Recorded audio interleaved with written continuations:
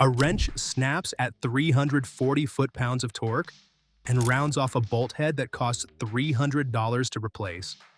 That failure happened because a private equity firm decided your wrench should cost $18 to build instead of $50. By the end of this video, you will know the exact 7 companies still hammering hot steel on American soil. And you will know which household name just got seized by its own lenders after defaulting on its debt. This is a supply chain audit of domestic hand tool manufacturing. Walk down the wrench aisle at any hardware store, and you will count a dozen logos. Craftsman, Stanley, GearWrench, Husky, Cobalt. It looks like a competitive marketplace, but 2 publicly traded companies and 1 private equity lender group own almost everything you see on that shelf. Stanley Black & Decker sits in New Britain, Connecticut, and controls the Craftsman name, along with most of its own consumer tool lines. A separate entity called Apex Tool Group controls GearWrench, and Apex just went through something most shoppers never heard about. Pick up 2 different branded ratchets off that same shelf. Pop the head off each one. There is a real chance you find the exact same internal gear mechanism inside both, stamped by the same overseas contractor. The variety on that shelf is largely decorative branding. The manufacturing behind it comes down to 2 primary supply chains wearing different paint jobs. And one of those supply chains just failed so badly that S&P Global downgraded the parent firm to default status. GearWrench is owned by a debt structure, not a tool company.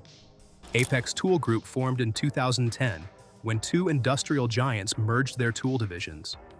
In October of 2012, the private equity firm Bain Capital bought the whole operation for $1.6 billion.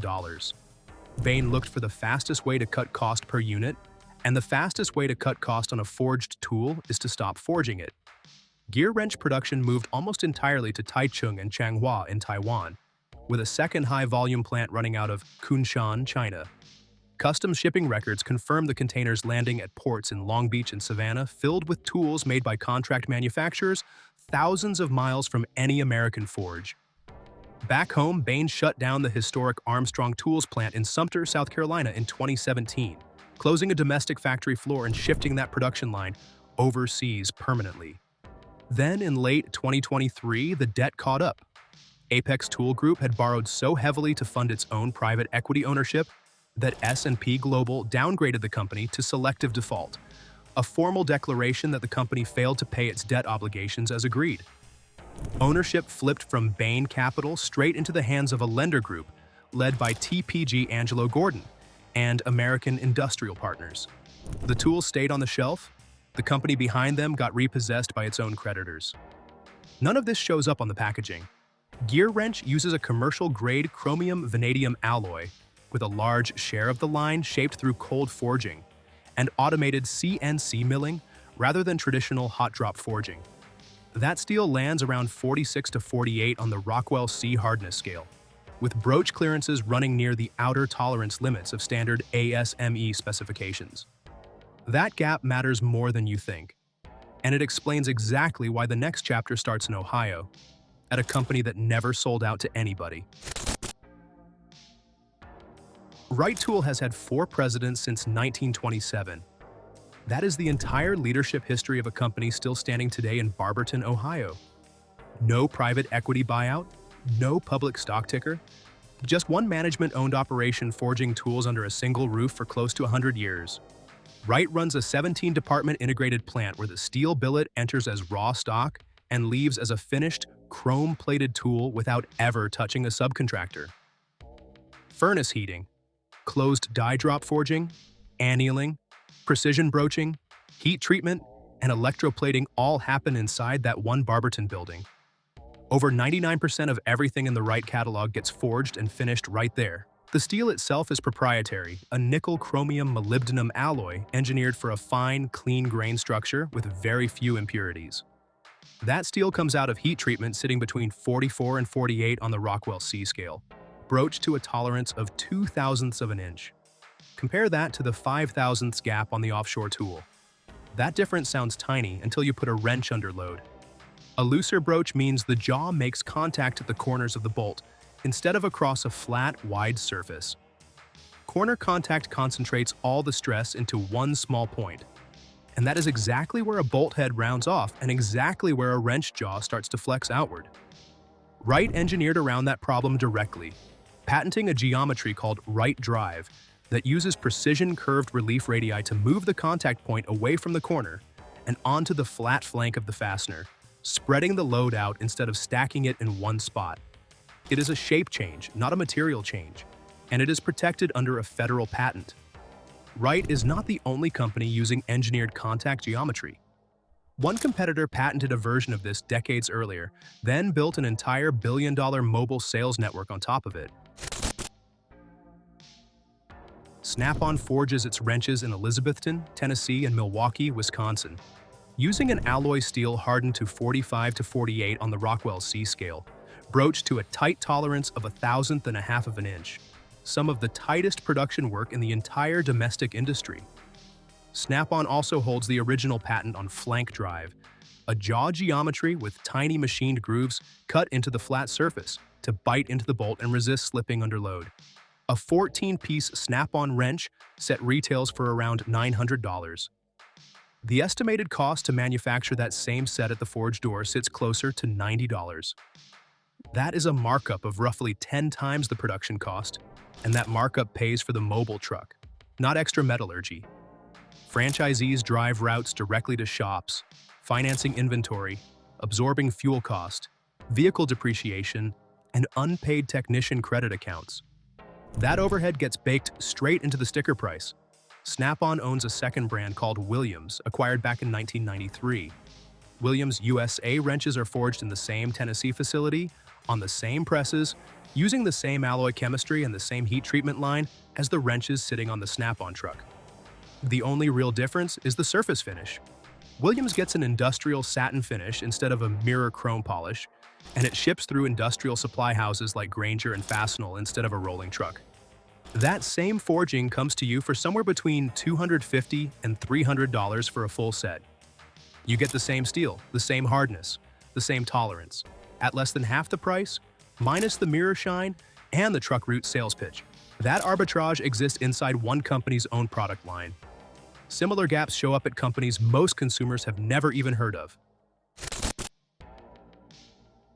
Martin Tool does not advertise on television and does not sponsor mechanics on social media. It operates as the hand tool division inside Martin Sprocket and Gear, a privately held industrial manufacturer founded in 1951 and headquartered in Arlington, Texas. Most consumers have zero idea this company exists, and that works entirely in its favor. Martin does not sell to consumers. It sells to heavy industry. Forging and machining happen across two dedicated Texas facilities in Mansfield and Arlington. The alloy is a chromium molybdenum steel, hardened to a range of 40 to 44 on the Rockwell C scale.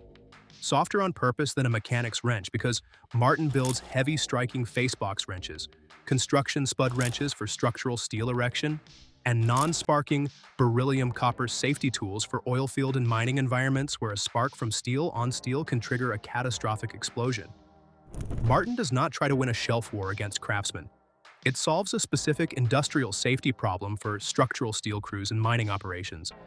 And it can only do that because it forges its own steel in-house instead of buying stamped components from a catalog overseas. A company this specialized can survive completely under the radar. And that raises a real question about how small a domestic forge can actually get before it disappears entirely. Under 50 employees. That is the entire workforce at Wilde Tool in Hiawatha, Kansas. And this company has been family-owned since 1927 by the same bloodline for 4 straight generations. No public filings, no private equity ownership, just a small forge shop that has outlasted nearly every large competitor that tried to compete against it on price. All of Wilde's forging, stamping, grinding, and heat treatment happens inside that one Kansas plant. The steel is a high-carbon alloy hardened to 42 to 46 on the Rockwell C scale, broached to a tolerance of 0.006 of an inch. That tolerance is looser than Wright or Snap-on, but Wilde is not chasing the same aerospace-grade precision market. Wilde built its name on angle nose pliers, chisels, pry bars, and service wrenches sold direct to consumers. Wilde also operates as a contract manufacturer, forging private label hand tools for other domestic brands that put their own name on the finished product. That means a wrench sitting in your toolbox under a completely different brand name may have originated inside this small Kansas forge shop. Stanley Proto, originally founded as Plum Tool in 1907, operates its primary domestic forging plant in Dallas, Texas. While consumer-grade Stanley tools are imported, the Proto line is built specifically for aerospace, military, and heavy industrial maintenance applications, where tool failure carries severe safety risks. Proto forges its combination, wrenches from high-strength 4140 chrome molybdenum alloy steel, heat treated to 46 to 49 on the Rockwell C scale. Proto engineered its own modified open jaw geometry called ASD, anti-slip design, which adds a machined locking groove to the open end to grip fastener flats and reduce rotational slippage under high torque. By maintaining dedicated domestic forging lines in Texas, Proto delivers military specification tolerances without relying on offshore contract manufacturers. That distinction proves something important about every domestic forge on this list. They engineer their steel chemistry and jaw geometry specifically for high-torque industrial survival, rather than minimum manufacturing cost. The moment furnace control is handed to an overseas contractor, that manufacturing precision gives way to generic commercial alloys. Every marketing department loves to talk about ultimate breaking torque, the point where a wrench physically snaps in half. That number is almost useless. A 3/4-inch open-end wrench only needs to survive 183 foot-pounds of torque to pass the ASMEB 107.100 industry-proof standard.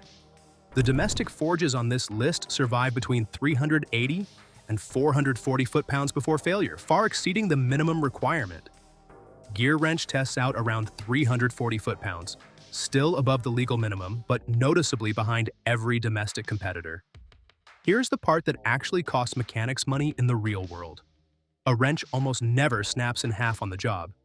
It fails because the open jaw physically spreads apart under load, flexing outward by a few thousandths of an inch, just enough for the jaw to lose its grip and slip off the bolt corner.